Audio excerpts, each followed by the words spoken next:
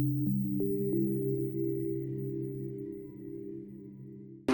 If we lost the dollar as the world currency, I think that would be the equivalent of losing a war. That would make us a third world country, and we can't let it happen. So you're losing Iran, you're losing Russia. China is out there trying to get their currency to be the dominant currency, as you know better than anybody. All of these things are happening. You're losing.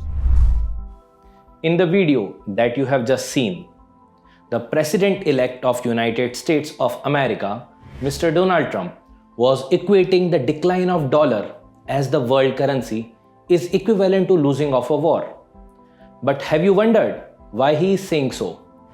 To discuss this in detail from the perspective of general awareness and from the examination perspective, we will discuss the theme of de-dollarization and complications associated with it in the wake of recent BRICS summit. Hello everyone, I am Vishal Salsekar, a Faculty of International Relations at VisionIAS, and will discuss this issue in detail. We all know that US dollar is the world's primary reserve currency, which means that the majority of international transactions for the trade and other purposes of the countries and between the countries are being done through the dollar. The special role of the dollar gives the United States a lot of control over the global financial transactions, which allows it to place the economic sanctions on the groups or the countries it views as opposing to the US interest. Thus, the US uses the dominance of dollar as the weapon against the countries as mentioned in the video that you are seeing now. The dollar was used as a weapon, it is true, and we see that. I think it is a great mistake by those who do it. As highlighted by Putin, in the aftermath of the Russia's invasion of Ukraine, the US started further weaponization of dollar for countries like Russia. However, its dominance has come into the questions in the recent times due to the present geopolitical scenario. Some experts give the name of this particular phenomena as de-dollarization. So the question is, what is de-dollarization?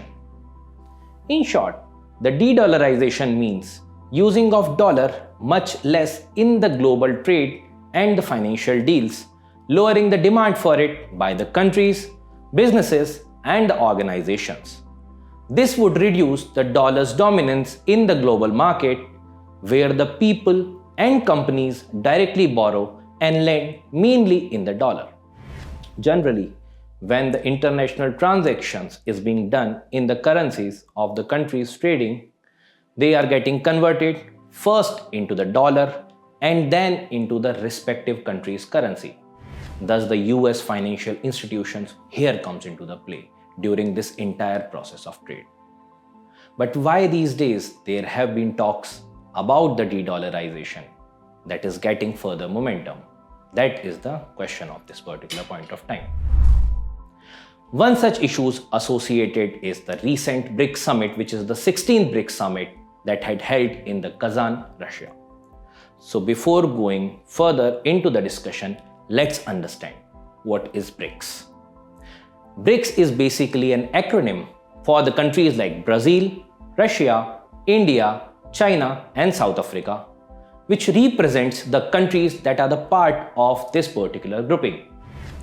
So there was a British economist, Jim O'Neill, who coined this particular term BRIC with the small s for the first time in 2001 to describe the potential of the rising economy of that point of time, which was Russia, Brazil, India, and China, and that had potential to become the major economy by 2050.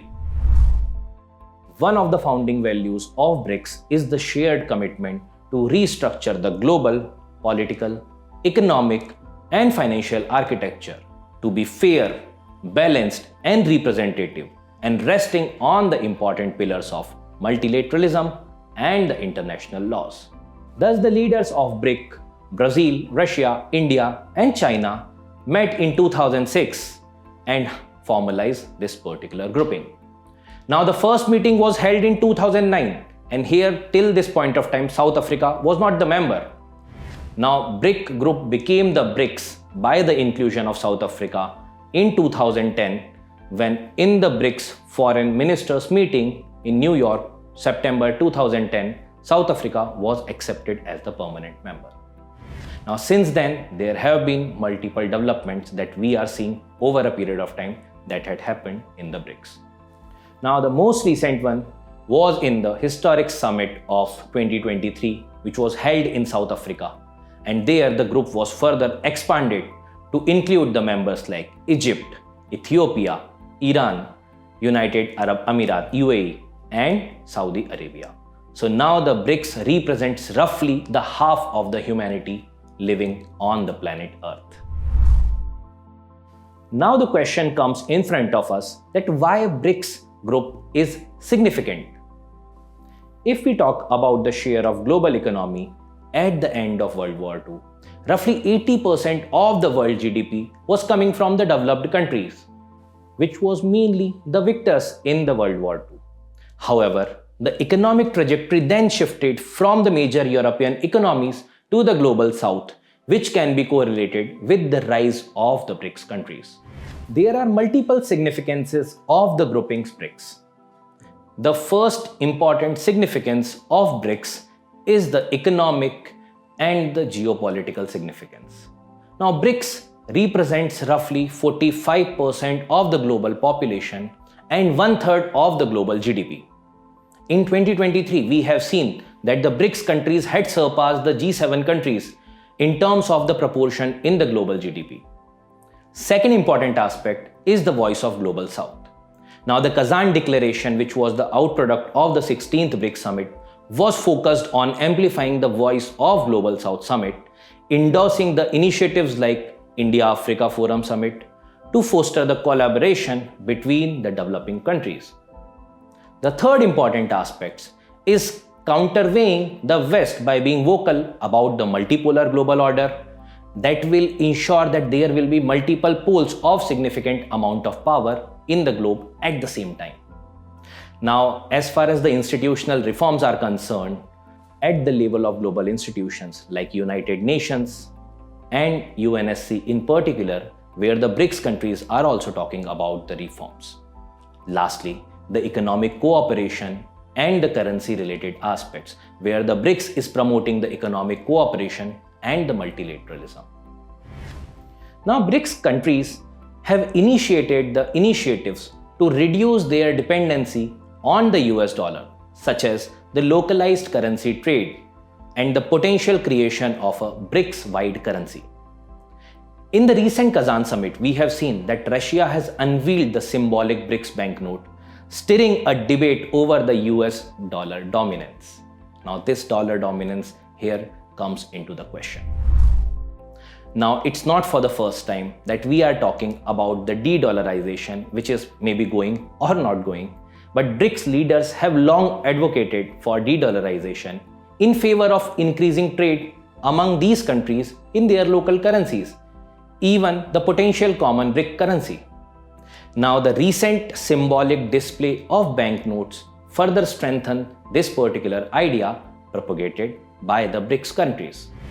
However, as we have already discussed in the beginning, that the dollar is being utilized by West as a weapon against the countries of Global South and BRICS in particular, due to which these countries are now talking about the de-dollarization more prominently. But how does the dollar got this much prominence? To understand this particular thing, we need to understand the SWIFT payment system.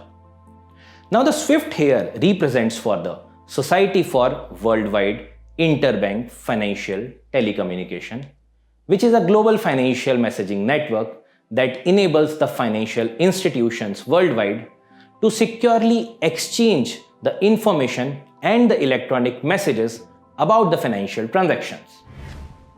Now, SWIFT payments are the international transactions facilitated by the intermediary bank that sends the payments order and not the money directly between the banks. So the SWIFT network itself doesn't transfer the fund, as I have already talked about, or functions as a bank. Instead, it serves as a secure messaging system for the banks to exchange the payment instructions. Created to enable the faster and the safer communication between the banks, the SWIFT merely channels the payment instructions from the issuing bank, which is the sender bank, to the remitting bank, which is basically the receiver bank. Now let's understand that how this SWIFT payment system strengthens the dollar dominance, which is the basic question. Now the dollar dominance in the SWIFT transaction can be seen as the 80% of the global transactions uses the US dollar, and most of the SWIFT transactions are also done in the form of dollar. Secondly, the trust and convenience of dollars, specifically in the SWIFT network, makes the international payments in dollar more simple, more standardized, and making dollar as a reliable and a easy choice for the global transactions. Now, widespread use and availability of dollar, because SWIFT generally supports the dollar transaction in almost every country, making the dollars easily accessible worldwide. And we know that more it is used, the easier it is to trade, to hold, which boosts the appeal of the dollar as a global reserve currency. Now, fourth point is the US economic influence in the global payment system, because US can use the SWIFT payment or the dollar to influence the country's economy through the sanctions or the policies, as SWIFT generally helps the US to enforce the US restrictions by blocking the access of dollar transactions or by removing the countries from the accessing of the SWIFT platform. Now, replacing dollar with an alternative currency could help BRICS countries, yes, in general, but India also in particular. Let's see how. So firstly, reducing the dollar in the international transaction will reduce India's dependence on US, more on the economic control, and reduces the impact of US exchange rate directly on India. Secondly, it also reduces the transaction cost, which makes the trade cheaper as the convertibility cost in the dollars will further reduces. More economic sovereignty and flexibility, unlike what US is doing in the wake of Russia-Ukraine crisis, because removal of Russian banks from the SWIFT payment system can be seen as a kind of way forward that India might also face some days if India will not fall in line with US. The diversification of the foreign reserves rather than dollar only, because we can keep the money in rupees. Now, lastly, it will also ensure boosting of the regional trade between the BRICS countries specifically, because as the common currency will be there will not be need for any kind of conversion into the other currency and then to the local currencies. So now we have understood that these are the major reasons why the countries want to replace dollar or want to do more trade in their local currency. But the question comes here, that can BRICS currency actually replace the dollar? BRICS countries have worked to reduce the US dollar dominance by the global trade by increasing the use of their own currencies, and considering the new BRICS-wide currency, there may be further use of their own currencies. However, there is a skepticism as the unified BRICS currency would demand the significant political agreements such as banking and fiscal unions in order to coordinate between them for the seamless transactions. BRICS Central Bank and the economic policies of the countries should be aligned together. Now, there are many other challenges that the BRICS currency may be facing. The currency stability is one of the most prominent challenge, because ensuring a new currency which should be stable and globally acceptable requires the careful management of the economy and the monetary policies across the groupings. Now, there is also need for reserve diversification, because transitioning away from the dollar reserves takes time and the strategic planning. Thirdly, the political and economic harmony also need to be ensured, because we have already seen a lot of geopolitical tensions between the countries like India and China, and the economic disparity that is already prevailing. And this has the potential to hinder the currency success, specifically the BRICS currency success.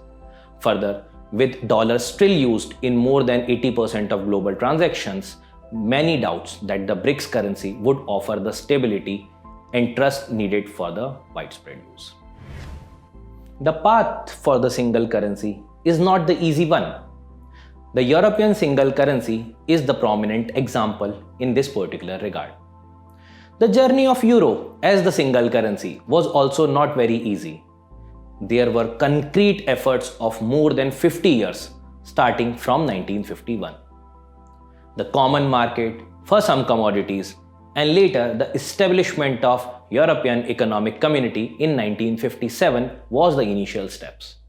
Later, the European monetary system was created in 1979 in order to keep the exchange rate of various currencies in Europe stable. And this is also needed for the BRICS currencies.